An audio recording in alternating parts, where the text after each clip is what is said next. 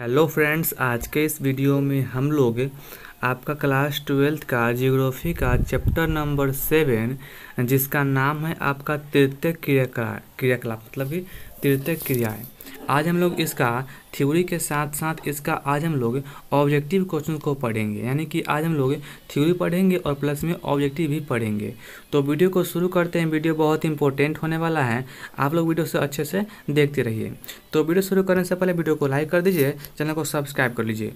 तो शुरू करते हैं और सबसे पहले दिया हुआ परिचय, यानी कि जो आपका तृतीय क्रियाकलाप है, तृतीय क्रिया है, इसका परिचय दे रहा है कि इस अध्याय में हम लोग क्या क्या पढ़ेंगे। तो इस अध्याय में हम लोग व्यापार, नगरीय परिवहन, सेवाएं, संचार एवं पर्यटन के बारे में अध्ययन करेंगे।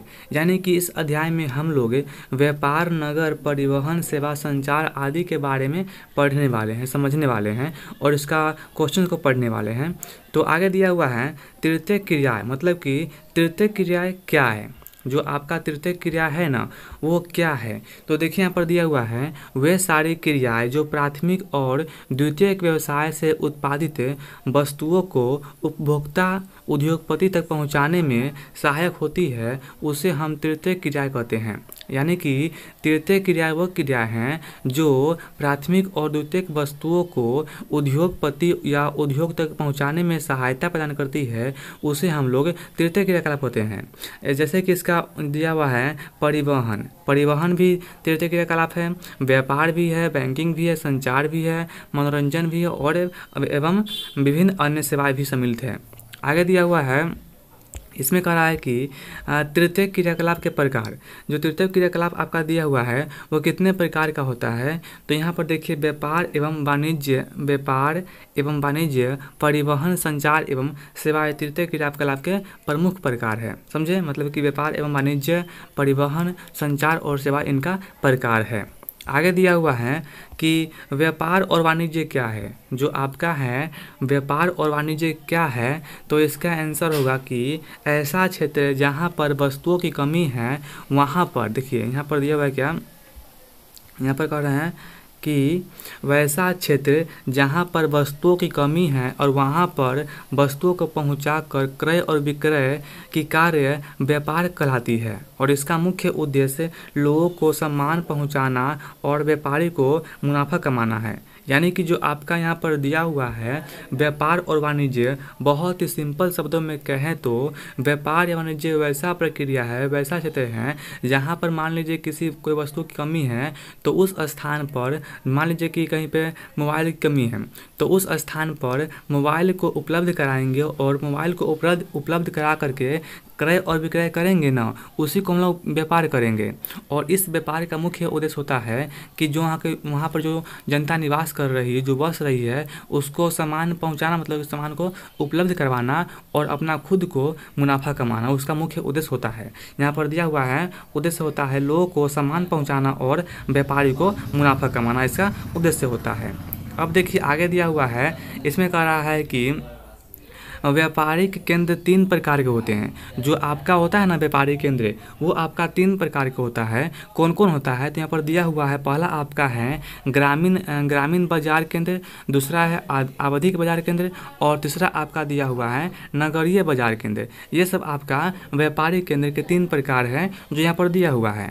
तो फ्रेंड्स, आज के इस वीडियो में यहाँ पर इतना ही थ्योरी था, समझे, मतलब कि हम लोग इतना थ्योरी पढ़ लिए हैं। अब इसके बाद हम लोग इसका ऑब्जेक्टिव क्वेश्चन को पढ़ेंगे जो बहुत इंपॉर्टेंट है। तो आप लोग वीडियो में बने रहिए। शुरू करते हैं ऑब्जेक्टिव क्वेश्चन को। देखिए यहाँ पर दिया हुआ है MVVI, यानी कि इम्पोर्टेंट VVI ऑब्जेक्टिव क्वेश्चन को पढ़ेंगे। देखिए पहला क्वेश्चन दिया हुआ है शिक्षा और सूचना क्रियाकलाप हैं। तो इसका आंसर ऑप्शन नंबर डी होगा आपका चौथा क्रियाकलाप, मतलब कि आपका यहाँ पर दिया हुआ है चतुर्थ क्रियाकलाप में ऑप्शन नंबर डी इसका आंसर क्या होगा, सही होगा। आगे दिया हुआ है क्वेश्चन नंबर 2, निम्नलिखित में से कौन सा एक पंचम क्रियाकलाप है। तो इसका आंसर क्या होगा, ऑप्शन नंबर सी दिया हुआ है, मतलब कि इसका आंसर बाह्य स्त्रोतन, यानी कि ऑप्शन नंबर सी इसका आंसर बिल्कुल सही होगा। बाह्य स्त्रोतन आपका पंचम क्रियाकलाप है। आगे देखिए दिया हुआ है क्वेश्चन नंबर 3, किस महादेश में सबसे अधिक संख्या में अंतर्राष्ट्रीय पर्यटक आते हैं। तो इसका आंसर होगा ऑप्शन नंबर ए, यूरोप महादेश में, यानी कि यूरोप महादेश में सबसे अधिक आपका सबसे अधिक लोग घूमने आते हैं। कहाँ पर? यूरोप महादेश में। अब देखिए आगे दिया हुआ है क्वेश्चन नंबर 4 कह रहा है कि तृतीय क्रियाकलाप के उदाहरण हैं, मतलब कि इसमें से कौन कौन सा तृतीय क्रियाकलाप के उदाहरण हैं। तो पहला आपको दिया हुआ है शिक्षा, दूसरा है बैंकिंग, तीसरा है विनिर्माण और चौथा है परिवहन। तो निम्नलिखितों में से सही उत्तर का चयन कीजिए। देखिए यहाँ पर आप लोगों को पता होगा कि इसका आंसर ऑप्शन नंबर सी यानी कि दिया हुआ है, मतलब कि शिक्षा भी आपका आता है, नहीं शिक्षा तो आपको शिक्षा नहीं आता है, समझे। बैंकिंग आता है, विनिर्माण आता है और परिवहन आता है, समझे।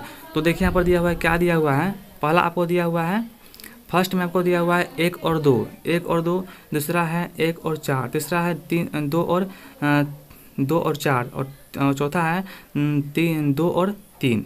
तो इसका आंसर ऑप्शन नंबर सी होगा, यानी कि ग होगा 2 और 4 इसका आंसर सही होगा आपका, जिसमें आपको दिया हुआ है बैंकिंग और परिवहन। बैंकिंग भी आपका है तृतीय क्रियाकलाप और परिवहन भी आपका है तृतीय क्रियाकलाप। और यहाँ पर आपका विनिर्माण आता है ना, आपका विनिर्माण आपका द्वितीय क्रियाकलाप है, समझे।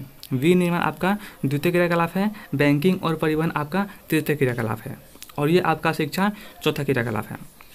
अब देखिए आगे दिया हुआ है क्वेश्चन नंबर 7, इसमें कह रहा है कि ज्ञान प्रकरण बाह्य स्त्रोतन के लिए निम्न में से कौन सा उदाहरण है। तो इसका आंसर होगा ऑप्शन नंबर डी, यानी कि इनमें से सभी, अर्थात अनुसंधान और विकास क्रियाएं, व्यवसाय अनुसंधान और वैदिक संपदा, और इनमें से सभी। ऑप्शन नंबर डी इसका आंसर बिल्कुल सही होगा, सभी। आगे दिया हुआ है क्वेश्चन नंबर 8, इसमें कह रहा है कि चिकित्सा पर्यटन के रूप में निम्न में से कौन सा देश अधिक लाभान्वित हुए हैं। तो इसका आंसर ऑप्शन नंबर दिया हुआ है डी, यानी कि इनमें से सभी, यानी कि इसमें आपका भारत भी है, सिंगापुर भी है और स्विट्जरलैंड भी है। तो ऑप्शन नंबर डी इसका आंसर क्या होगा, बिल्कुल सही होगा, ऑप्शन नंबर डी सही होगा इनमें से सभी। आगे देखिए दिया हुआ है क्वेश्चन नंबर 9 कर रहा है कि 9 नहीं दिया हुआ है, 9 इसमें नहीं है, डायरेक्ट 10 दिया हुआ है। 10 में क्या कर रहा है, इसमें कह रहा है कि इसमें से कौन सा स्वर्ण कॉलर कहे जाने वाला व्यवसाय कौन है। तो स्वर्ण कॉलर किस व्यवसाय को कहते हैं, मतलब कि पंचम को कहते हैं कि तृतीय को कहते हैं कि द्वितीय को कहते हैं। तो इसका आंसर ऑप्शन नंबर ए दिया हुआ है, यानी कि हम लोग पंचम क्रियाकलाप को हम लोग स्वर्ण कॉलर कहते हैं, पंचम क्रियाकलाप को हम लोग स्वर्ण कॉलर कहते हैं। आगे दिया हुआ है क्वेश्चन नंबर 11, इसमें कह रहा है कि वर्तमान में विश्व का सबसे बड़ा और उभरता हुआ क्रियाकलाप क्या है। तो आपको पता होगा ऑप्शन नंबर डी होगा पर्यटन, ऑप्शन नंबर डी इसका आंसर बिल्कुल सही होगा। आगे दिया हुआ क्वेश्चन नंबर 12, इसमें कह रहा है कि संचार में निम्न में से किनका प्रेषण सम्मिलित होता है। तो इसका आंसर क्या होगा, इसका आंसर आप लोगों को पता होगा, ऑप्शन नंबर ए दिया हुआ है शब्दों और संदेशों का, तथ्यों का और विचारों का। तो ऑप्शन नंबर डी इनमें से सभी का होगा, यानी कि जो यहाँ पर दिया हुआ है आपका कि संचार में क्या क्या शामिल होता है। तो संचार में आप लोगों को पता होगा कि संचार में आपका शब्द भी और संदेश भी, तथ्य भी और विचार भी शामिल होता है, इसीलिए इसका आंसर ऑप्शन नंबर डी होगा इनमें से सभी। अब देखिए आगे दिया हुआ है क्वेश्चन नंबर 13, बाह्य स्त्रोतीकरण सहायक हैं। तो इसका आंसर ऑप्शन नंबर ए दिया हुआ है दक्षता सुधारने में, कीमत को हटाने में, विकासशील देशों में रोजगार बढ़ाने में, और चौथा है इनमें से सभी। तो इसका आंसर क्या होगा, ऑप्शन नंबर डी इनमें से सभी, ऑप्शन नंबर डी इसका आंसर बिल्कुल सही होगा। अब देखिए आगे दिया हुआ है क्वेश्चन नंबर 14, इसमें क्या कर रहा है, निम्नलिखित में से कौन सा चतुर्थ सेक्टर क्रियाकलाप से संबंधित है। तो आप लोगों को हम पहले ही बता चुके हैं कि इसका आंसर ऑप्शन नंबर बी होगा विश्वविद्यालय शिक्षक। विश्वविद्यालय शिक्षक यानी विश्वविद्यालय शिक्षक और शिक्षा भी इसी में आता है, आपको चौथा क्रियाकलाप में आता है। ऑप्शन नंबर बी इसका आंसर बिल्कुल क्या होगा, बिल्कुल इसका आंसर सही होगा, ऑप्शन नंबर बी। अब देखिए आगे दिया हुआ है क्वेश्चन नंबर 15, इसमें क्या कर रहा है कि निम्नलिखित क्रियाकलाप में किसको उच्च स्तरीय अन्वेषण सम्मिलित किए गए हैं। तो इसका आंसर ऑप्शन नंबर डी होगा पंचम क्रियाकलाप में ही उच्च स्तरीय अन्वेषण को शामिल किया गया है, तो इसलिए इसका आंसर ऑप्शन नंबर क्या डी सही होगा। अब देखिए आगे दिया हुआ क्वेश्चन नंबर 16, इसमें क्या कर रहा है कि निम्नांकित में कौन तृतीय क्रियाकलाप है। तो बहुत ही सिंपल क्वेश्चन है आपका। व्यापार जो कि आपका तृतीय क्रियाकलाप है, खेती आपका प्राथमिक क्रियाकलाप है, बुनाई और आखेट भी आपका द्वितीय क्रियाकलाप है और आखेट आपका प्राथमिक क्रियाकलाप है। और यहाँ पर आपका ऑप्शन नंबर बी यानी कि आपका व्यापार तृतीय क्रियाकलाप है। तो इसका आंसर ऑप्शन नंबर बी क्या होगा, राइट होगा। आगे दिया हुआ है क्वेश्चन नंबर 17, इसमें क्या कर रहा है कि इसमें आपको दिया हुआ है निम्नलिखित में कौन सा एक सेक्टर दिल्ली, मुंबई, चेन्नई और कोलकाता में सर्वाधिक रोजगार प्रदान करता है। तो इसका आंसर क्या होगा, आप लोगों को पता होगा कि इसका आंसर देखिए ऑप्शन देखते हैं क्या दिया हुआ है। मतलब कि जो आपका कह रहा है कि यहाँ पर जो दिल्ली है, मुंबई है, कोलकाता है, चेन्नई है, यहाँ पर सबसे अधिक रोजगार कौन दे रहा है। तो देखिए यहाँ पर दिया हुआ ऑप्शन नंबर डी कर रहा है सेवा दे रहा है। मतलब कि जो आपका सेवा है ना, ये सबसे अधिक रोजगार दे रहा है। तो ऑप्शन नंबर डी इसका आंसर क्या होगा, बिल्कुल सही होगा, ऑप्शन नंबर डी। आगे दिया हुआ है क्वेश्चन नंबर 18, इसमें कह रहा है कि तृतीय क्रियाकलाप के उदाहरण हैं। तो देखिए पहला दिया हुआ है शिक्षा, दूसरा है बैंकिंग और तीसरा है विनिर्माण और चौथा है परिवहन। तो देखिए यहाँ पर आप लोगों को शिक्षा तो नहीं है, बैंकिंग है, बैंकिंग क्या है, बैंकिंग है आपका, विनिर्माण भी नहीं है और परिवहन भी है। मतलब कि ऑप्शन नंबर बी और मतलब कि ऑप्शन नंबर 1 और क्या है 4, ऑप्शन नंबर 1 और 4 देखिए कहाँ कहाँ दिया हुआ है। तो 1 और 4 ऑप्शन नंबर ख में दिया हुआ है। तो इसका आंसर ऑप्शन नंबर क्या होगा, ख मतलब कि सही होगा। तो इसका आंसर ऑप्शन नंबर ख सही होगा। इसका आंसर ऑप्शन नंबर सी दिया हुआ है जो कि गलती है। आगे दिया हुआ है कि कह रहा है कि 19 नंबर कह रहा है निम्नलिखित में से कौन सा क्रियाकलाप चतुर्थक सेक्टर से संबंधित है। तो आप लोगों को हम पहले ही बता चुके हैं कि जो आपका 19 नंबर का दिया हुआ है इसका आंसर में हम कंफ्यूज है। इसका आंसर जो दिया हुआ है ना बिल्कुल शायद कंफ्यूज हैं, इसलिए इसको छोड़ते हैं, आगे बढ़ते हैं। आगे दिया हुआ है 20 नंबर का रहा है कि निम्नलिखित कथनों में से कौन सा कथन एक सत्य नहीं है। मतलब कि इसमें से कौन सा कथन एक ऐसा है जो कि गलत है। तो देखिए यहाँ पर ऑप्शन दिया हुआ है, पहला ऑप्शन दिया हुआ है क्या कि बाह्य स्त्रोतन दक्षता को बढ़ाता है और लागत को घटाता है, जो कि क्या है बिल्कुल ही सही है। आगे दिया हुआ है इसमें कभी कभार अभियांत्रिक और विनिर्माण कार्य की भी बाह्य स्त्रोतन की जाती है। तो इसका आंसर ए भी क्या है, ए भी सही है, मतलब कि इसका आंसर ए भी नहीं होगा। आगे दिया हुआ है बीपीओ यानी कि बीपीओज के पास केपीओज की तुलना में बेहतर व्यावसायिक अवसर होते हैं। तो इसका आंसर यही सही होगा, मतलब कि ये गलती है, यानी कि इसका आंसर ऑप्शन नंबर सी होगा। मतलब कि इसका आंसर ऑप्शन नंबर सी क्या होगा, सही होगा। अब देखिए आगे दिया हुआ है क्वेश्चन नंबर 21 का कह रहा है कि निम्नलिखित क्रियाकलाप में से कौन सा एक द्वितीयक सेक्टर का क्रियाकलाप नहीं है। इसमें से कौन सा एक ऐसा है जो आपका द्वितीय क्रियाकलाप में नहीं आता है।